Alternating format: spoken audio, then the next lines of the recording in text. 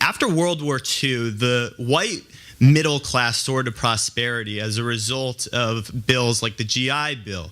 And African Americans who were coming home from war didn't get those benefits simply because they were African American. The U.S. Department of Veteran Affairs denied African Americans access to those benefits simply because of their race. And you are correct in saying that no one today dealt with that particular issue. With that being said, however, there was wealth amassed as a result of those programs that still exists today. And when I think of your example about an individual who works as a janitor and sees people dining in a beautiful cafe walking home from work, I want to ask you, do you think any of that indignation, given certain circumstances, might actually be justified simply because there have been systematic blocks in people's way throughout American history, not ending with slavery, not ending with the Jim Crow laws, not ending, some would say even today, we still have housing discrimination, all of which is to say,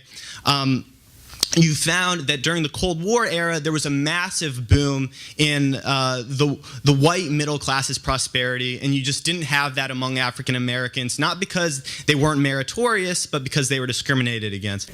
So, let me ask, you know, we're in a very smart college. It's worth pursuing a discussion on these points. So there are Americans whose present benefits are due to past advantage. By the way, this past advantage, which is often assumed to continue with the white man, actually goes all the way back to the beginning. The American Indians who were here first, right, had a huge advantage. We presume that they owned the whole country. Now, by the way, let's pause for a moment. How do you get to own a country? If you have Cain and Abel is a shepherd and Cain is a farmer, and Cain says, okay, I'm not going to put a fence around the whole world. I own it because I'm the only guy here. You're a shepherd. And my descendants will now inherit the earth, and anybody who shows up is a usurper. Rousseau says that the first guy who puts up a fence and claims he owns something is a con man. So the American Indians came.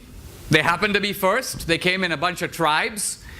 The Navajos who got the land took it from the Hopi or the Pueblo. Their law of the jungle was conquest. That's how they got the land. There's a big fight about the Black Hills that I cover in the film. The Sioux who got the Black Hills took it from the Cheyenne. So when we say, oh, give us the land back, are you going to turn around and give it back to the Cheyenne? Oh, no. It's ours. Really? How come you own it forever now? So what I'm getting at here is history is very complicated. Let me give you an example of India so we can look at this at the level of theory. Okay? India was invaded by the British, and earlier by the Afghans and the Persians and the Mongols. So you have all these successive invasions, right? Are you actually saying that you believe in a rule of social justice today that says globally, let's look at this as a global rule of justice, I'm going to figure out whose ancestors did what to whom, and I'm going to return goods that were illicitly taken from the beginning to the people who had it originally. Do you believe that that's a viable way to organize our society? Do you believe, if I can ask you a direct question, that you are the beneficiary of white privilege here at Amherst? Yes or no? Well, yeah, and pause. Okay. If you are, can I ask you a further question?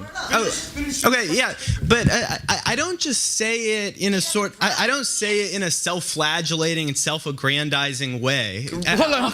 Okay, go on. You know, I really try not to. I'm simply saying that because you asked me. Really, I view the recognition of one's privilege as an impetus to change things. So I don't just say I have white privilege. I try to help those who have not benefited from such privilege. How? Hold on. Let's pursue this for a moment. Sure. You say, this is actually very important because there's a psychology here, Sure. right? Well, you see, I'm going to answer your question, but I'm really not trying to attack you. I'm not trying to be provocative. I just find that often, I think the essence of much of this discourse surrounds hypocrisy, and you're trying to demonstrate that I'm a hypocrite. I say I benefit from white privilege, yet I don't actually do anything. But I'm gonna backpedal and say that ultimately I think what the greatest vice is cruelty, and I don't want to be hypocritical. So to answer your question, I'll start in high school. Do people want to hear this, or do we? Educated. Go ahead. Tell them. Let them know. Look, let me say where I'm going with this, because I think you're... All right, well, too bad. all of which is to say, it's not like I picked anyone out to help based on the color of their skin, but I was a tutor for people who tended to be low income when I was in high school. I suppose that would be one direct answer to your question, because oftentimes disparate educational opportunities are grounded in disparate economic systems, or systems that produce disparate economic outcomes. So that's one way that I would combat it on an individual level. All right. Here's what I'm getting with this, okay? One of the benefits of a good education of reading people like Nietzsche is you begin to understand how deep the human desire is for moral self-exculpation. Moral self-exculpation. Now, you say, and I didn't say this, you said this, I'm a beneficiary of illicit white privilege, okay? Illicit? Well, isn't all white privilege illicit? Is it deserved? Well, in this current system, there is legality. Illicit means immoral. Okay. Then immoral white privilege. Yeah. Okay. So then if I were to say to you, there are surely many deserving minorities who would like to come to Amherst but have the inherited disadvantage of American history. Therefore, since you are an acknowledged beneficiary of illicit privilege, would you be willing to step aside voluntarily, putting your own moral mouth where your self-proclaimed virtue is, and give your seat, not my seat. I realize you may be super generous with other people's advantages and favor affirmative action, so other white kids who apply to Amherst are turned away to open spaces for minorities. But I'm not talking about you acting out your virtue on them. I'm talking about you acting out your virtue on you. Mm-hmm. Are you willing to give up your illicit seat that you don't deserve here at Amherst to make room for a disadvantaged minority? Yes or no? Okay, well, let me start here. I don't know how you got on the topic of affirmative action. By following the logic of your... No, I never said specifically that I think that race-based affirmative action is the best way to rectify the systems of injustice that... Why don't you practice it by stepping out? And why don't you go to the registrar tomorrow and tell him you want to withdraw from Amherst? Are you listening to what he just said to you? Get on. Yeah. I'm listening. Think about it. Go ahead. Okay, well, look, I'm only continuing to engage because you continue to engage with me, and I do want to hear other people's questions. But in response to that, again, what you're trying to demonstrate is that everyone's hypocritical. As someone once said, that we're all dirty up to our arms, right? We're not all perfect. None of us is perfectly morally consistent. Now, I've said absolutely nothing about affirmative action. The fact is that I believe everyone in this room is hypocritical to some degree, but that doesn't mean that we shouldn't strive for a more just and equitable system entirely. There have been points in my life in which I have given up some of the privileges with which I have been endowed simply because I realized that it wasn't the right thing to do. At the same time, I think everyone needs to survive, and that we understand that we exist in an imperfect system, and that we have to conduct our business in such a way as to not only adhere to our moral standards, but to the standards imposed upon us by the system in which we live. And I think that we have to be generous to people in their efforts to not be hypocritical and then do their best. But I don't think that we should totally throw away the idea that we shouldn't have those standards at all. So that's my response to you, but I would still like a response to my question regarding the inequity that I talked about with the U.S. Department of Veterans Affairs. That is wealth that is passed down, and it's documentable wealth. The same way that the wealth created, or the wealth stolen as a product of slavery, was also documentable wealth. We have numbers that demonstrate precisely how much wealth was stolen, and that's money that in some way could be given back. Now, if we're saying that it's absolutely impossible to give that money back because it's too hard to trace, we'd have to give money to the African tribes, we'd have to give money to people who no longer exist. That's absolutely fine, but we have to understand that we haven't really come to terms with that injustice that's been perpetrated, and if we are admitting that no one is perfectly entitled to absolutely everything that their ancestors had stolen from them, then we also have to accept that there are people today who benefit from the fact that their parents and grandparents profited from this immoral system. And the way to deal with that is with a social safety net that enables everyone to thrive.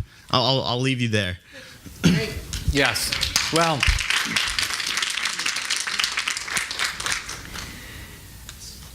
the core of the American system, this will actually answers your question directly, is that what do we do about the conquest ethic of the past? And here there are two options. There are two options. One option is we establish equal rights under the law. That was the solution of the civil rights movement, that we have had race-based discrimination, we've had racial hierarchy. Let's stop. Let's treat people according to the color of this, according to the content of their character. Equal rights under the law. Equal rights under the law. The other option, which you're defending, is you could essentially call it, let's correct for history. Let's correct for history. Let's try to find out who are the people in possession of stolen goods, and let's return it. Now, the first thing I'm trying to say is, this is a hugely controversial principle because it actually involves wrecking the freedom of a free society. You basically have to put it frankly, if we were to carry that out, go into people's homes and take their stuff. Take their furniture, take their cars. You don't seem to have even the guts to do that. You don't have the moral self-confidence to do it yourself. It may be, if I am advocating a rule of social justice and I'm advocating it for the whole society, before I persuade everybody else, let's say I'm a Christian and I believe everybody should give 10% of their wealth to help the poor. And I go, you know what? The Bible says this, the Bible says that, everybody should give 10% of their wealth to help the poor. And somebody says, Dinesh, are you giving 10% of your wealth? And I'm like, actually no, but I did do some tutoring. And you go, wait a minute, aren't you advocating, aren't you saying that there is a moral duty to do this? Why don't you do it? Before you convince us, you do it. And you're like, I don't think I should do it because society is extremely complex, and I don't think I should do it unless everybody else does it. No, either you believe in it and you do it. Once you've done it, you might impress us. And then you might convince the rest of us that our wealth is also ill-gotten. But you can't do it. And I'm not trying to indict everybody of hypocrisy, only you. Because you're the one who said, I'm the beneficiary of illicit privilege. So you're a really good starting point, because I'm asking, if you're in possession of stolen goods, why aren't you willing to return them? So that's why fundamentally I see your charity. You know, during the Civil War, there was a guy who goes, I'm very happy to give, I've given 3 cousins to the war and I'm ready to sacrifice my wife's brother. That's basically your ethics. You're willing to have social justice if other people pay, but you're not willing to pay. So that's the problem. And that's the problem with the progressivism that marches behind social justice while protecting its own privileges. You know how you said, we all have to survive. Really? You have to be at Amherst to survive? You don't have to be at Amherst to survive. You have to be at Amherst to benefit. You have to be at Amherst because you're getting opportunities at this college that many other people are not getting. So if you say you believe in equal opportunity, you're a hypocrite, because you are taking advantage of opportunities unavailable to others. But for you, this hypocrisy is fully justified because you are militating on behalf of the poor. But if you are against privilege, this college is privilege. So there's a glaring hypocrisy, and you will never turn your moral mirror on yourself to say, what am I doing about it? That's my point. For you, society should act before you do, to enforce your moral code. Let's take a couple more questions. And sees people dining in a beautiful cafe walking home from work. I want to ask you, do you think any of that indignation, given certain circumstances, might actually be justified simply because there have been systematic blocks in people's way throughout American history, not ending with slavery, not ending with the Jim Crow law against? So, let me ask, you know, we're in a very smart college. It's worth pursuing a discussion on these points. So there are Americans whose present benefits are due to past advantage. By the way, this past advantage, which is often assumed to continue with the white man, not ending, some would say even today, we still have housing discrimination, all of which is to say, you found that during the Cold War era, there was a massive boom in the white middle class's prosperity, and you just didn't have that among African Americans, not because they weren't meritorious, but because they were discriminated access to those benefits simply because of their race. And you are correct in saying that no one today dealt with that particular issue. With that being said, however, there was wealth amassed as a result of those programs that still exists today. And when I think of your example about an individual who works as a janitor, after World War II, the white middle class soared to prosperity as a result of bills like the GI Bill. And African Americans who were coming home from war didn't get those benefits simply because they were African American. The U.S. Department of Veteran Affairs denied African Americans